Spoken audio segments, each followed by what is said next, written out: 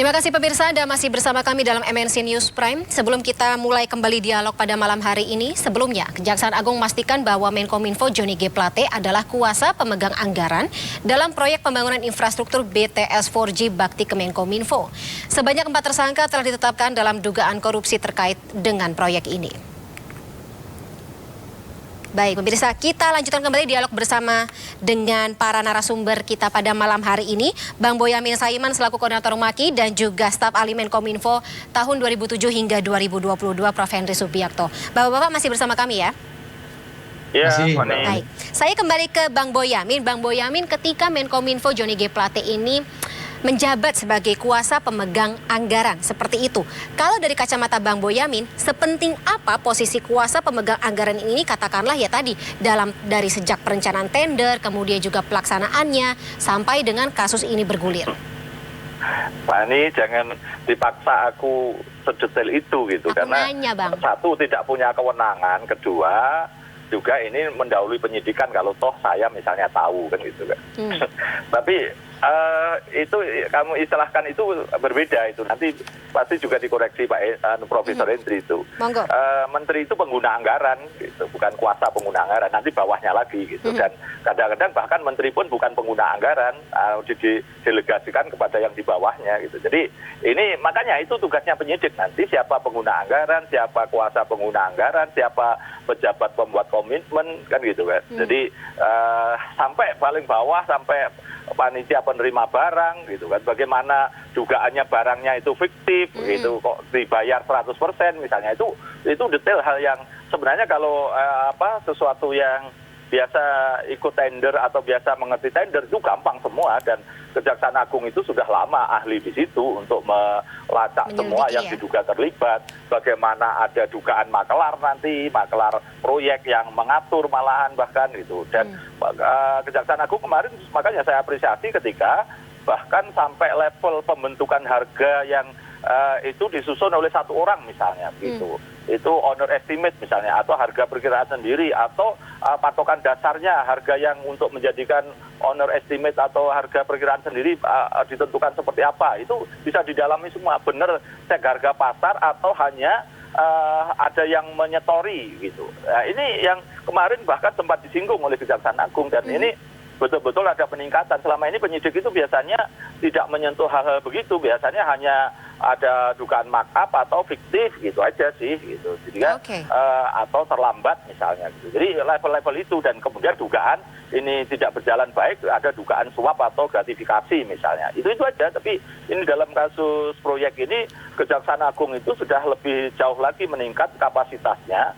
Bahkan yang saya katakan tadi, di level awal aja ada dugaan-dugaan yang tender ini diarahkan, dan harga yang terbentuk itu adalah harga yang tinggi gitu, sampai kemarin agak detail Kejaksaan Agung kalau kita mampu mencermati begitu. Dan ini saya berikan apresiasi, ternyata Kejaksaan Agung sudah naik level gitu. Dan ini mudah-mudahan dengan saya mengambil manfaat dari proses ini, Kejaksaan Agung nanti bisa mendrive semua kementerian, lembaga untuk lebih bisa transparan, lebih bisa terbuka, dan syarat-syarat sederhana, sehingga tender-tender akan mampu dikelola tata kelola yang baik, sehingga bahkan level inilah yang sebenarnya saya tunggu-tunggu. Karena Pak, ini sudah fungsi pencegahan sangat hebat di sini. Nanti tidak perlu ada proses penegakan hukum kalau semua tender nanti dilakukan dengan cara-cara demikian. Selama ini kan satu, mencuri hal yang menurut saya itu paling gampang, mencuri waktu. Ada begini, misalnya akan ada tender ini, misalnya dalam suatu tender proyek 3 bulan kemudian ada orang tertentu, 1 orang 2 orang yang dibocori, nanti syaratnya begini, ini siapkan semua dong. Nah, baru diumumkan kurang 1 minggu. Nah, perusahaan-perusahaan umum yang tidak dapat bocoran tadi pasti kelabaan untuk memenuhi sekedar syarat administrasi. Nah, kemudian jadi gugur semua, sehingga tinggal 2 orang yang dikehendaki. 2 orang ini sudah diduga bersekongkol, maka dia menawarnya pasti 99%, dan satu lagi 99,5%. Maka yang menang 99% kan, itu yang menang tender gitu. Padahal itu kalau dibuka secara kompetitif dan transparan, maka bisa aja terbentuk harga yang wajar 80% gitu. Jadi ini yang sudah seperti itu. Nah, karena sudah diduga diatur, harga yang wajar pun harusnya tadi 100 miliar bisa dibuat 150 miliar. 99%-nya itu kan sudah 145 miliar. Padahal katakanlah harga yang wajar aja sudah 100 miliar. Jadi ini yang proses ini kalau sudah pada tataran level itu dan bisa diendus oleh Kejaksaan Agung dan Kejaksaan Agung nanti bisa mengambil manfaat ini semua untuk pencegahan, kalian jangan macam-macam, saya sudah punya kalian untuk mengendus kalian kalau macam-macam. Nah, itu yang sangat saya harapkan. Jadi sebenarnya saya tidak ingin berkali-kali itu ada orang di penjara karena korupsi, hal-hal yang saya tidak senang karena apapun ini bukan prestasi kita sebenarnya. Prestasi hebat kita kalau kemudian pencegahan yang hebat ini tadi dari tata kelola, dari mencegah ketirisan, bukan hanya sekedar bocor, tiris saja nggak boleh gitu. Dan kemudian juga transparan, itu semua orang tahu dan terbuka, tidak dikunci dengan spesifikasi. Kan sering sekarang mengunci spesifikasi atau mengunci dengan misalnya tenaga ahli yang banyak. Diduga BUMN misalnya menang tender tapi kok masih merugi. Ternyata cara menangnya karena tenaga ahlinya dibuat berbanyak, sementara swasta karena demi efisien maka tidak perlu banyak-banyak tenaga ahlinya. Itu hal-hal yang sebenarnya mampu bisa dipotret gitu. Dan ini saya berharap betul ini nanti ada treatment yang betul-betul maksimal oleh Kejaksaan Agung, siapapun yang terlibat sampai level terendah sampai tertinggi diproses. Dan tugas saya tadi seperti saya katakan, saya bukan mengawasi pelaku, tapi saya mengawasi penyidiknya. Kalau nanti penyidiknya teledor, tidak profesional, yang saya gugat penyidiknya gitu, Prof. Baik. Nah, tadi Bang Boyamin bicara mengenai tadi kita harus mengawasi dari pengadaan proses tender. Kalau begitu Prof Henry, saya ingin bertanya, memang sebenarnya terkait dengan proyek dari pengadaan BTS 4G ini juga sudah dimulai tahun 2021. Koreksi saya kalau saya salah. Dan ini saat itu Prof Henry masih menjabat. Mungkin ada informasi tersendiri terkait dengan bagaimana berlangsungnya proses tender saat itu. Yang namanya Bakti itu kan sebuah BLU ya, Badan Layanan Umum yang independen. Jadi direktur utama itu bisa bikin peraturan untuk BLU-nya sendiri. Beliau juga sekaligus tadi sebagai pejabat kuasa anggaran begitu ya. Itu memang mereka itu tidak langsung katakanlah seperti misalnya kayak apalagi saya hanya staf ahli, tidak ada kaitannya sama sekali. Jadi kita tidak hanya kalau rapat kementerian mereka diundang, tapi kalau untuk rapat di antara mereka sendiri biasanya ya memang lebih otonom dari teman-teman Bakti sendiri, karena memang sudah ada Dewan Pengawas, itu jajarannya dari mana-mana, dari dalam ada, dari luar, dari kementerian lain ada, kemudian direksinya juga diambil dari kalangan profesional. Nah itu memang sebuah badan yang katakanlah otonom gitu ya. Cuma memang semuanya ya di bawah kementerian, di bawah Pak Menteri, itu semua pasti. Karena bagaimanapun yang mengangkat Dirut juga menteri, SK menteri kan begitu. Jadi memang ini sulit kalau misalnya kayak seperti kami tahu itu biasanya memang tidak dilibatkan dan tidak tahu. Kecuali kalau misalnya saya secara pribadi tanya-tanya atau saya secara pribadi menjadi bagian dari Dewan Pengawas, kebetulan tidak, sehingga ya saya terus terang mohon maaf saya tidak tahu.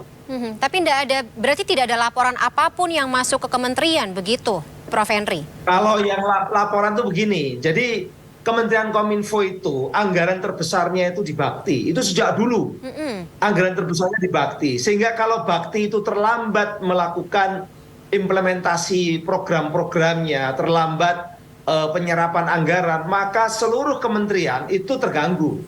Karena dulu itu 75% itu Bakti, bahkan bisa 80% itu Bakti. Makanya Bakti itu menjadi indikator utama. Kalau penyerapan bagus di Bakti, kementerian juga kelihatan bagus. Tapi kalau ada masalah di Bakti, maka kementerian juga kelihatan ada masalah tentang penyerapan anggaran. Padahal kan penyerapan anggaran itu sangat penting ya, sangat penting karena terkait dengan perputaran rupiah di dalam negeri. Nah ini biasanya menteri memang mengingatkan, ayo cepat semuanya harus bisa dilaksanakan dengan baik, yang merencanakan harus bisa juga melaksanakan kan begitu. Nah Bakti itu sejak tahun awal dulu namanya masih BP3TI, itu kalau mereka terlambat melakukan pembangunan, maka seluruh kementerian terlambat melaksanakan penggunaan anggaran, begitu Mbak. Baik, soalnya kan kemarin Kominfo juga digeledah oleh Kejagung. Jadi ya lagi-lagi kita mempertanyakan terkait dengan hubungan, kemudian juga korelasi apa-apa saja yang digeledah tersebut bisa menjadi alat bukti dari kasus dugaan korupsi di Bakti ini. Begitu ya Prof ya?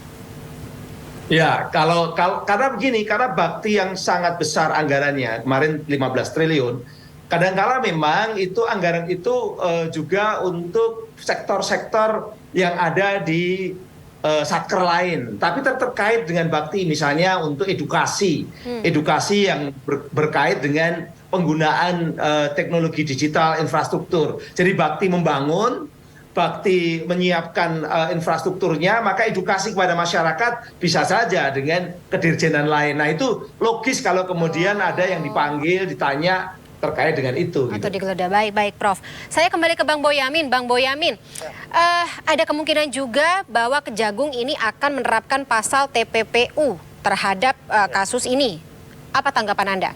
Pantaskah atau cocokkah? Kalau tidak mengenakan pasal TPPU karena anggarannya besar begini, yang diduga korupsinya juga besar, pasti saya gugat malahan kan gitu. Jadi kalau seperti dulu yang kasus Jiwasraya tidak dikenakan TPPU, saya gugat akhirnya ya. Bukan berarti karena gugatan saya akhirnya dikenakan TPPU, tapi tugas saya mengawal itu gitu. Jadi memang kalau sudah nilai kerugiannya besar dan kemudian seakan-akan recovery-nya itu kecil, dicari hasil kejahatan itu nggak ketemu, ya harus dikenakan TPPU. Dan kalau bicara TPPU kan bisa satu tujuannya mengambil dari sisi kerugian negaranya bisa dimaksimalkan untuk bisa dikembalikan. Kedua, akhirnya orang yang tadinya tidak terlibat di korupsinya tapi ternyata kemudian muncul terlibat di TPPU-nya karena dia penadah misalnya. Jadi itu yang penadah uangnya misalnya. Sehingga ini bisa betul-betul bisa maksimal dari dua sisi itu tadi. Jadi ya suatu yang misalnya kan gini, pertanyaan sederhana itu, BLU yang ada ini bagaimana bentuk pengawasannya oleh kementerian misalnya, apakah pengawasan maksimal atau minimal. Nah misalnya juga peraturannya sendiri apakah pernah ada revisi kemudian yang menjadikan bisa intervensi, atau justru peraturannya dibuat longgar sehingga Bakti semakin bisa leluasa misalnya. Kan kenapa biar leluasa misalnya, ada dugaan memang diberi kesempatan. Nah yang memberi kesempatan siapa? Ini kan nanti didalami memang sebagai kementerian yang mengawasi itu ya, mau tidak mau apakah setidaknya pertanyaannya sederhana. Dalam sistem hukum itu ada delik omisi misalnya gitu. Delik omisi itu ya gampangannya sederhana, membiarkan suatu terjadinya peristiwa pidana itu tidak menjalankan tugasnya gitu. Tugasnya mengawasi tapi kemudian tidak mengawasi, kemudian terjadi korupsi. Itu bisa dimasukkan ikut turut serta melakukan dugaan korupsi tersebut gitu. Maka ya didalami apakah Kementerian Kominfo termasuk Pak Menterinya itu betul-betul melaksanakan pengawasan, pembinaan, dan juga kalau perlu ya sampai hukuman, punishment gitu terhadap orang yang kira-kira ada yang dugaan nyeleweng misalnya gitu. Jadi itu yang saya kira itu sesuatu yang wajar kalau kemudian dimintai keterangan, kamu ngawasi sesuai tugasmu enggak gitu. Tapi kan kalau bicara TPPU kita juga bicara mengenai aliran dana Bang Boyamin. Dan saat ini Kejagung juga sudah menelusuri aliran dana tersebut kemana saja. Dan justru itu kalau korupsi tidak cukup itu. Kalau menelusuri hasil kejahatan itu nggak gampang. Kadang-kadang karena sudah disembunyikan nggak nyambung. Sehingga ketika kemudian dikenakan TPPU malah bisa disambungkan. Dan itulah bagian kelengkapan dari sebuah proses yang sebenarnya saya selalu mendorong setiap pengungkapan kasus korupsi itu ditempeli TPPU. Jadi biar kerja maksimal lah gitu. Jadi jangan setengah-setengah karena memang bisa digabungkan gitu. Dan itu bagi penyidik sendiri pengalaman yang sangat berharga ketika suatu saat dia juga menangani kasus korupsi sekaligus pencucian uangnya. Jadi adrenalinnya itu bisa sampai maksimal gitu, Henny. Jadi ya perlu kerjasama dengan beberapa pihak lain gitu. Kalau misalnya ya kalau kita lihat pengusutan kasus-kasus aliran dana yang tadi ya berpotensi gitu terlibat dalam TPPU, PPATK juga dilibatkan, kemudian juga pihak-pihak lainnya juga bisa ikut terlibat gitu. Ini Saya tidak ingin mengatakan sesuatu ini sudah pasti terjadi, tapi dalam kasus yang lain kalau Kejaksaan Agung itu sudah menyebut akan melibatkan PPATK, sebenarnya itu mereka sudah memegang hasilnya PPATK, hanya penghalusan aja seakan-akan mengatakan ini akan melibatkan gitu loh. Apakah dalam hal ini saya tidak bisa komentar dalam kasus ini, tapi biasanya saya hafal persis Kejaksaan Agung itu ataupun KPK gitu, ada proses ketika kalimat yang disampaikan pada publik akan melibatkan PPATK, sebenarnya hasilnya sudah dipegang.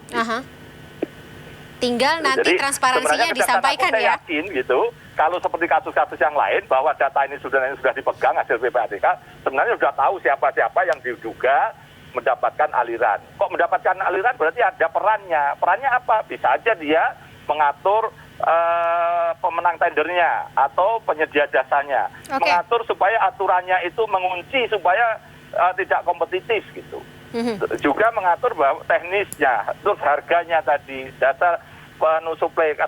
Kemarin pernah Kejaksaan Agung itu merilis satu orang yang diduga kan gitu kan, menjadikan harga ini terbentuk dan juga kemudian syarat-syaratnya juga terbentuk sehingga sebenarnya tender ini diduga tidak kompetitif gitu loh, sehingga harga yang terbentuk jadi mahal gitu. Ini yang sebenarnya kalau Kejaksaan Agung itu boleh menjelaskan semua, sebenarnya kita akan mendapatkan hal yang gamblang, tapi karena penyidikan maka baru sedikit-sedikit yang dikeluarkan kan gitu. Baik, Prof. Henry, tadi kita bicara mengenai aliran dana, ada kemungkinan lagi-lagi di tubuh Kemenkominfo sendiri akan diperiksa atau ditelusuri seperti itu. Harapan Anda mungkin Prof. Henry sebagai staf ahli Menkominfo tahun 2007 sampai dengan 2022, seperti apa dalam pengusutan kasus ini? Dan tentunya untuk internal atau institusi Kemenkominfo tersendiri?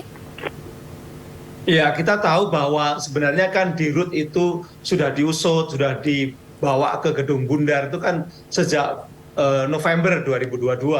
November, Desember, Januari, sekarang udah masuk Februari. Artinya praktis hampir 4 bulan. Ini waktu yang sangat panjang bagi sebuah transformasi digital. Karena apa? Terus terang sekarang ini di Bakti itu betul-betul karyawan di sana itu gampang untuk melaksanakan operasional ataupun fungsi-fungsinya. Padahal Bakti itu adalah inti dari pengembangan transformasi digital di wilayah pinggiran-pinggiran Indonesia, di wilayah 3T Indonesia, bahkan dia mengkoneksikan dengan palaparingnya itu barat, tengah, dan timur. Oleh karena itu ini kita, kalau orang yang tahu tentang Bakti dan Kominfo, ingin supaya ini segera selesai. Kalau memang ada yang salah, segera diproses. Mereka yang terlibat segera diamankan atau diadili begitu ya. Yang penting adalah lembaga ini segera bisa berjalan lagi, negara tidak dirugikan, rakyat tidak dirugikan, transformasi digital bisa dijalankan lagi. Dan sekali lagi, layanan-layanan yang ada di ribuan puskesmas, ribuan sekolah di pinggiran-pinggiran Indonesia, itu tidak boleh sampai terganggu karena kantor Bakti juga terganggu gitu. Baik, Prof. Henry. Prof, yes? Saya mau tanya juga, mengomentari. Kalau itu kendalanya misalnya, kenapa tidak kemudian diberikan kepada teknis satker di kementerian misalnya? Karena ini Bakti sedang invalid misalnya, dialihkan aja ke, kalau di kementerian lain misalnya Direktorat Jenderal atau apalah begitu, dipindahkan dengan segera dibuat aturan yang memayungi, atau jadi tadi Bakti selaku Bakti langsung dilakukan pembenahan, diganti dirutnya, diganti orang-orangnya yang lebih profesional sehingga bisa menjalankan lagi. Sebenarnya bisa semua hal yang bisa dilakukan gitu menurut saya, Prof. Sapu bersih begitu ya? Ya memang kalau dibicarakan sih gampang, tapi pada kenyataannya aturan-aturan itu rumit ya. Jadi tidak semudah itu memindahkan sebuah fungsi dan struktur yang sudah ada ke struktur yang lain, itu tidak semudah itu. Apalagi yang paling memungkinkan adalah memfungsikan kembali Bakti dengan struktur baru, dengan dirut baru. Tapi ini juga perlu proses karena selama ini anggaran dan lain-lain semua itu sudah setengah jalan dan semua tanda tangan dari dirut lama yang sekarang sedang bermasalah secara hukum. Begitu pula di direktorat yang bermasalah juga perlu ada semacam pembaharuan juga untuk kewenangan-kewenangan baru gitu. Gimana? Saya akhirnya bisa begini, Prof, bisa mempermasalahkan kenapa tidak segera diganti dengan yang definitif dirutnya. Kan dirut itu kan bisa diganti setiap saat oleh pemegang saham kalau dalam konteks PT. Nah ini kan badan layanan umum yang sebenarnya ada di RUT, yang punya kewenangan untuk mengangkat dan memberhentikan itu kan Pak Menteri. Nah, Pak Menteri segera menunjuk definitif sehingga bisa berjalan lagi gitu. Justru kalau lama-lama, jangan-jangan ini sabotase malah kan gitu bisa jadi kan sesuatu yang menjadikan ini supaya semakin keruh gitu. Bisa aja kan kalau dugaan-dugaan gitu, Prof. Ini pertanyaan bukan menuduh lah, kira-kira gitu. Nah, kalau persepsi boleh saja macam-macam, tapi memang tidak semudah itu kan, karena menunjuk definitif itu juga melalui proses yang panjang juga. Ada bidding dan sebagainya, kemudian nanti ada proses di TPA dan sebagainya. Jadi ini bukan langsung menteri, tapi harus juga persetujuan dari TPA. TPA itu terkait dengan presiden, wakil presiden, ataupun pemerintah pusat yang ada di istana gitu. Jadi bisa sebenarnya Prof ya, cuma prosesnya Ya, ribet. bisa, tapi membutuhkan sebuah proses yang tidak mudah juga. Karena memang di Indonesia ini kalau sudah namanya eselon 1 harus melalui bidding. Tidak bisa penunjukan langsung hanya nunjuk begitu, harus ada biddingnya. Ya betul, Itu tapi kan aturan. misalnya sudah bisa dimulai dengan segera ada proses seleksi untuk bidding gitu, membentuk pansel misalnya. Kan bisa dengan, karena ini level jabatan DPT itu jabatan utama misalnya, karena eselon setara dengan eselon 1 ya, apalagi harus ke TPA. Tapi apakah itu sudah dimulai? Nampaknya setahu saya belum gitu, baru nunjuk PLT. Nah inilah yang menurut saya sih proses-proses ini tetap harus juga dijalani, jangan menunggu sampai selesai seperti yang dikatakan Prof tadi, justice delayed, justice denied gitu. Ya itu bisa ya, kalau tidak segera dilakukan hal yang mestinya untuk pembenahan gitu, dengan alasan menunggu proses hukumnya selesai, nanti ya bisa banding, bisa kasasi, malah semakin seakan-akan kita jadi dibenturkan penegakan hukum ini dengan masyarakat yang jadi korban, kan gitu Prof. Jadi menunggu inisiatif juga begitu dari Kemenkominfo tersendiri ya, Prof. Kemenkominfo sendiri bagaimana dalam tadi membenarkan atau katakanlah justru membersihkan seperti itu bakti secara keseluruhan untuk bisa tadi membantu proses kalau saya boleh mewakili diri saya sendiri ya, secara pribadi memang semakin cepat semakin baik. Ada definitif juga semakin baik. Itu karena aja. Justice delay bisa jadi justice deny ya Prof ya. Baik. Sayang sekali Bang Boyamin dan juga Prof Henry karena durasinya sudah habis, kita terpaksa sudahi dulu dialog kita pada malam hari ini. Kita tunggu ya seperti apa langkah Kejagung dalam mengusut kasus dugaan korupsi, dan juga kalau misalnya benar ada pasal TPPU yang terlibat, maka ya tetap proses hukum harus dijalankan ke depannya. Terima kasih atas waktunya Bang Boyamin Saiman selaku Koordinator Maki dan juga Prof Henry Subiakto selaku staf ahli Menkominfo tahun 2007 hingga 2022. Salam sehat selalu Bapak-bapak. Selamat malam, kita jumpa lagi dengan kesempatan. Sampai jumpa. Assalamualaikum.